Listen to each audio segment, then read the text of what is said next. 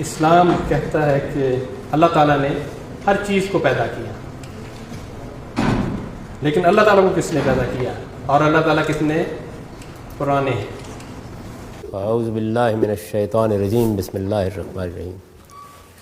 خواتین و حضرات، میں آپ کا بھی شکر گزار ہوں اور یہاں کے منتظمین کا بھی کہ ان لوگوں نے آپ کے ساتھ ملاقات کا اہتمام کیا اور آپ اس طالب علم کی معذورات سننے کے لیے یہاں تشریف لائے ہیں۔ یہ سوال بالعموم کیا جاتا ہے، لیکن اس بات پر غور کرنے کے لیے لوگ تیار نہیں ہوتے کہ کسی چیز کے بارے میں یہ سوال کب پیدا ہوتا ہے کہ اس کا کوئی خالق ہونا چاہیے۔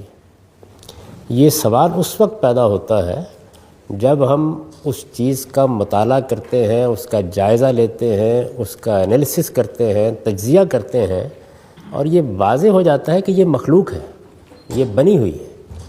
یعنی پہلے اس شے کے بارے میں یہ سوال پیدا ہوتا ہے کہ یہ بنی ہوئی ہے، یہ مخلوق ہے یا کسی اور طرح سے وجود میں آ گئی ہے۔ اس کو ایک مثال سے سمجھیے۔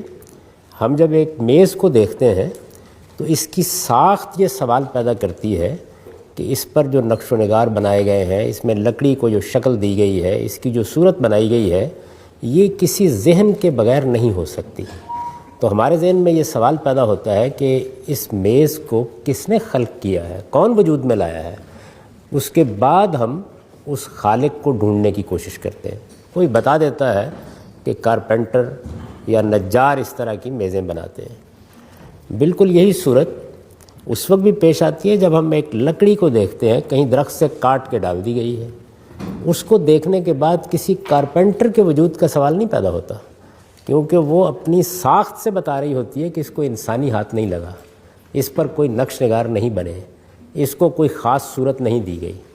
تو اس لیے سب سے پہلی چیز جو دیکھنے کی ہے وہ یہ ہے کہ ہم اس کائنات کے بارے میں یا اپنے بارے میں یہ سوال اس لیے کرتے ہیں کہ اس کا کوئی خالق ہونا چاہیے کہ یہ مخلوق نظر آ رہی ہے، یہ بنی ہوئی محسوس ہوتی ہے، اس میں ایک ذہن کار فرما محسوس ہوتا ہے، اس کی معنویت، اس کے اندر موجود اتھاہ گہرائی میں اتری ہوئی ریاضی، اس کا نظم، اس کا ضبط، یہ بتا رہا ہے کہ یہ سب کچھ بنا ہوا ہے۔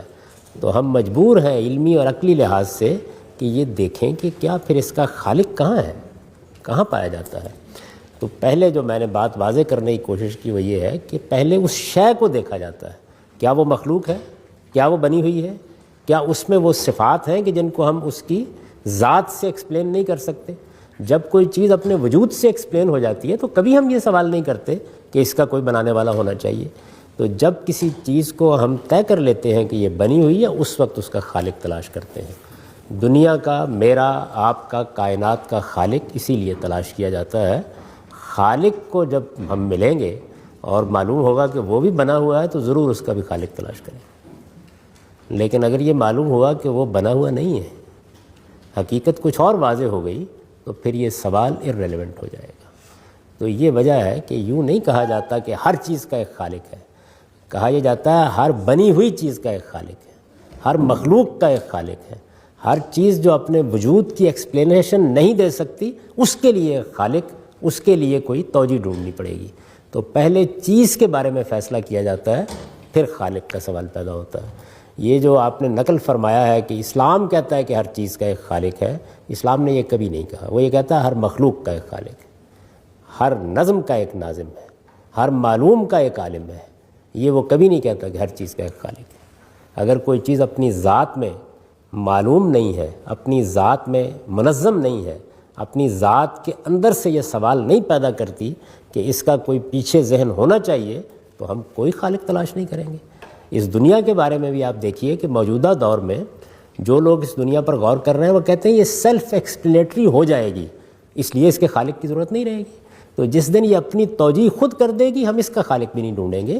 یہ اپنی توجیہ نہیں کر پائی۔ 5000 سال کی علمی تاریخ میں فلسفے نے، تصوف نے، مذاہب نے جد و جہد کر کے دیکھ لی ہے۔ یہ بالکل واضح ہو گیا کہ ہمارا وجود اور یہ کائنات اپنے اندر غیر معمولی ذہن رکھتی ہے، غیر معمولی شعور رکھتی ہے، لیکن اپنے وجود کو ایکسپلین نہیں کر پاتی۔ اس لیے اس کی ایکسپلینیشن تلاش کی جاتی ہے، اس لیے اس کا خالق تلاش کیا جاتا ہے، اس لیے یہ جاننے کی کوشش کی جاتی ہے کہ یہ کہاں سے وجود میں آئی ہے۔ یہ جب اپنے آپ کو خود واضح کر دے گی کوئی اس کو تلاش نہیں کرے گا. یہی معاملہ خالق کا ہے، وہ اپنی ذات میں آپ موجود ہے، یہی ہمیں اطلاع دی گئی ہے. لیکن اگر معاملہ اس کے برعکس نکلا تو آپ اطمینان رکھیے اس کا بھی خالق تلاش کریں گے.